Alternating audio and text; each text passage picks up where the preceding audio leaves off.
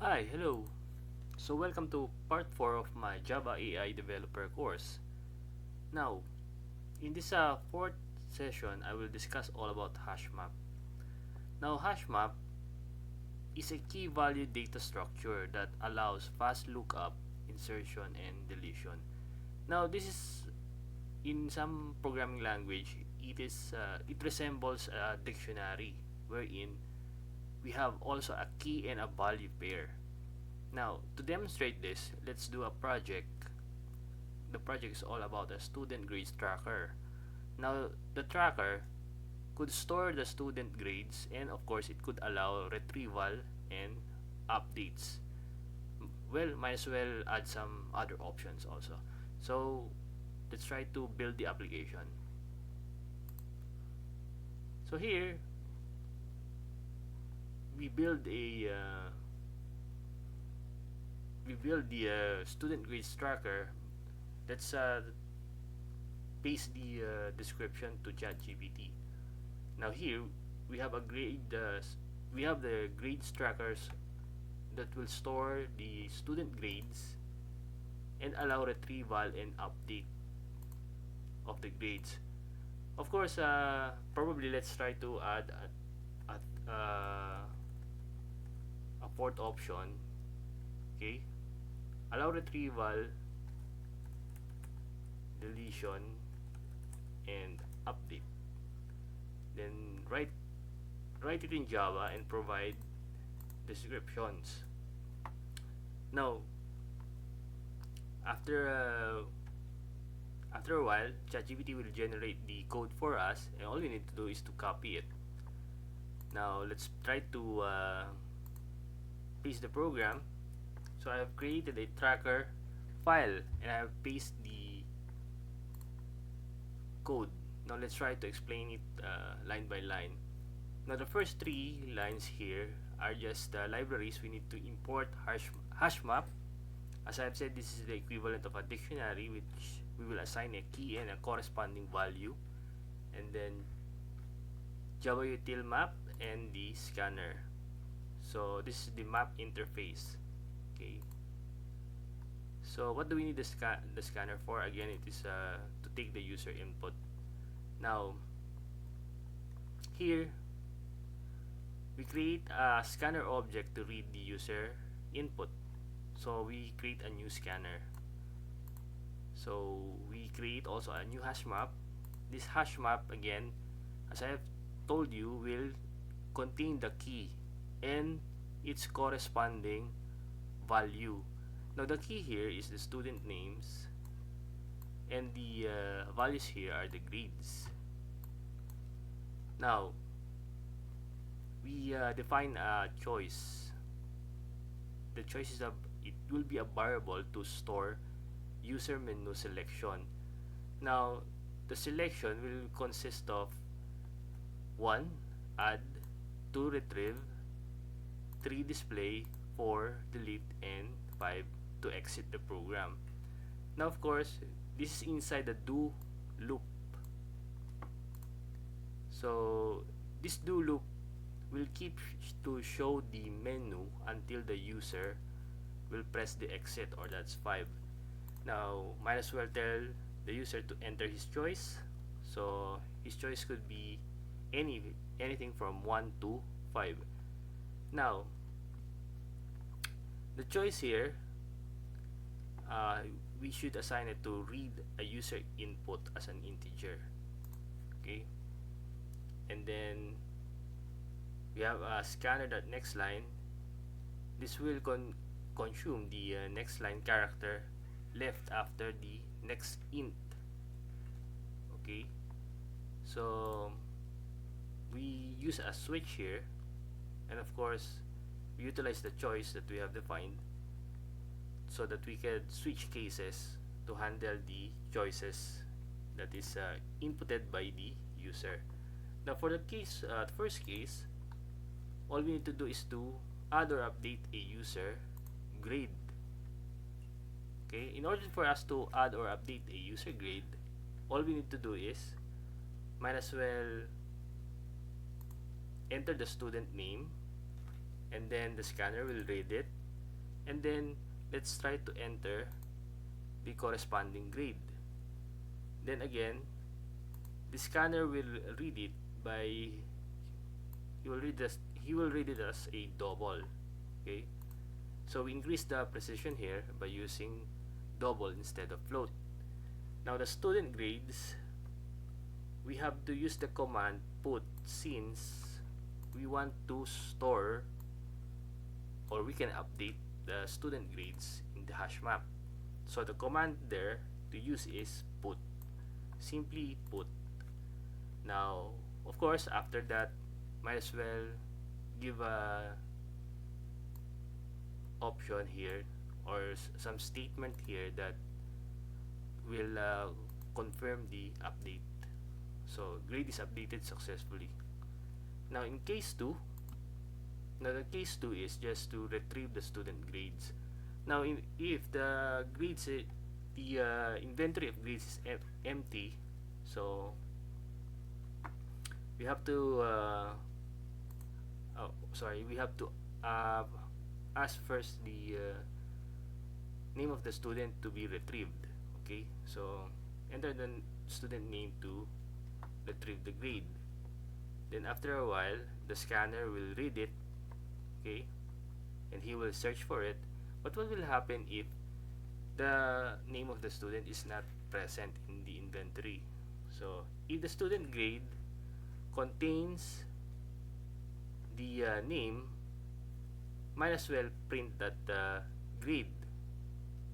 Okay, so it displays the grade. Now as I have told you, what if the student does not exist in the inventory of students? So might as well tell the user that the student is not found. For example, he entered a name that is not there in the inventory. Of course, we have to give a statement there that the student is not there or not found. Now what if, of course, don't forget the break command so that you can exit the loop. Now what about for case 3? We need to display all the student and their grades. So in order for us to display all of their grades, so student grades dot empty, check if the hash map is empty. Now again, if the hash map is empty, we need to display a message here that no students are added. Else, if the entry here has the student grades entry set, then we should loop through all of the entries. Why is that? So that we could display all of the student grades. So how to display it? All we need to do is to print entry and then get the key, and then of course get the value.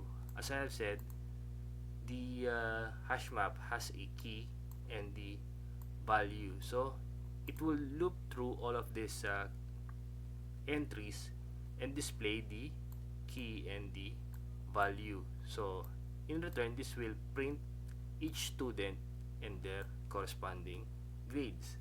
And then of course, we need to add a break to exit the loop. Now in the fourth case, how about if we want to delete the student record? Now it is the same with case 1, but of course instead of put, we use the command remove. So instead of put here, let's try to remove the delete name. Now we define the delete name such that this is equivalent to the name of the student that we want to delete, and then the scanner will read that. So upon assigning delete name, he would remove the this delete name from the inventory list of student grades, and then after deleting, might as well give a message that this delete name has been deleted successfully, and hence it will confirm the deletion. Now, what if you input a name that is not found in the, it's not available in the inventory? Then that's an error. So the student does not exist. Might as well have a message that the student is not found. Okay. And then of course, don't forget the break again. So in the last case, we exit the program. If everything is finished, everything is true, we have successfully added, updated, we have retrieved, we have deleted and display all of the students in the record or in the inventory. All we need to do is to exit the program, and then might as well say something like the you exit the program and then goodbye. And then of course, don't forget the break again. Then what if the user will choose a number that's not between 1 to 5? Then that's invalid. Then might as well have a message that it is an invalid choice. Please enter a valid option again. So if the choice is not 5, so you're still in the program. You just have to continue the loop until the user chooses to exit or until he chooses 5. So of course, after a while, if you exit now, you have to close the scanner to prevent memory leaks. And that's it. That's the entire story of the program and the algorithm behind it. So all we need to do now is to run the code.